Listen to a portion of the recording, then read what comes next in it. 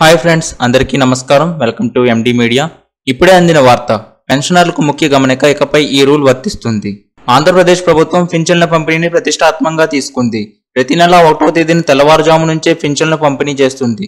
అంతేకాదు 1వ తేదీనే దాదాపు 95% నుంచి 98% వరకు పింఛన్ల పంపిణీని పూర్తి చేస్తున్నారు. ఒకవేళ 1వ తేదీని పింఛన్ తీసుకోలేకపోతే ఆ మరుసటి రోజు పింఛన్ తీసుకునే అవకాశం కల్పిస్తున్నారు. అయితే రాష్ట్ర వ్యాప్తంగా అక్టోబర్ 1న 98% పింఛన్లు పంపిణీ చేశారు. కొంతమంది మంగళవారం రోజు పింఛన్ అందుకోలేకపోయారు. అయితే అక్టోబర్ 2 గాంధీ జయంతి సెలవు కావడంతో వారందరికీ ఇవాళ పింఛన్లు పంపిణీ చేస్తున్నారు. ఒకవేళ ఎవరైనా అక్టోబర్ 1న పింఛన్ తీసుకోలేకపోతే ఇవాళ సాయంత్రం లోపు పింఛన్లు తీసుకోవాలని అధికారులు సూచించారు. ఇక పింఛన్ల కోసం పొడిగింపు లేదన్నారు. ఇవాళ పింఛన్లు తీసుకోవాలని కోరారు.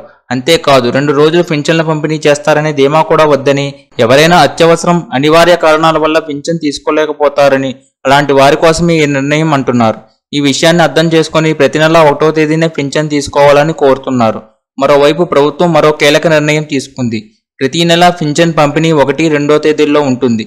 ఒకవేళ మొదటి రోజు ప్రతి నెలలో 1వ తేదీ సాధారణ సెలవు ఆదివారం అయితే గత నెల అంతకు ముందు నెల చివరి పని దినం రోజు పింఛన్ పంపిణీ చేస్తారని ప్రభుత్వం తెలిపింది. ఒకవేళ 2వ రోజు 2వ తేదీ సాధారణ సెలవు ఆదివారం అయితే ఆ తర్వాత వచ్చే పని దినం నాడు పింఛన్ పంపిణీ ఉంటుంది.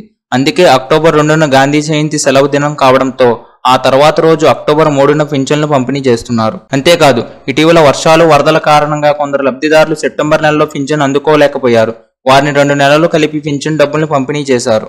ప్రతి నెల 1వ తేదీన పేదల సేవలో కార్యక్రమంగా భాగంగా ఎన్టీఆర్ భరోసా పింఛన్ల పంపిణీ కార్యక్రమం అద్భుతంగా జరిగిందన్నారు ముఖ్యమంత్రి చంద్రబాబు. 1వ తేదీ రోజునే ఏకంగా 98% మంది లబ్ధిదారులు ఇంటి దగ్గరే పింఛన్ అందించడం ఎంతో సంతృప్తినిచ్చిందన్నారు. ఏపీలో కూటమి ప్రభుత్వం అధికారంలోకి రాగానే పేదలకు ఆర్థిక భద్రత కల్పించాలనే లక్ష్యంతోనే పింఛన్లు పెంచి అందజేస్తున్నామని చెప్పారు. ప్రభుత్వ ఉద్యోగులను 64.38 లక్షల మందికి పింఛన్ అందించే కార్యక్రమాన్ని సమర్థవంతంగా నిర్వహించారని ప్రశంసించారు. ఒక్క రోజులోనే రికార్డు స్థాయిలో పింఛన్లు అందించిన సచివాలయ ఉద్యోగులు, ఇతర ప్రభుత్వ సిబ్బందిని ముఖ్యమంత్రి అభినందించారు. ఇటువంటి మరెన్నో లేటెస్ట్ న్యూస్ కోసం మన ఛానల్ సబ్స్క్రైబ్ చేసుకోండి. Thank you for watching.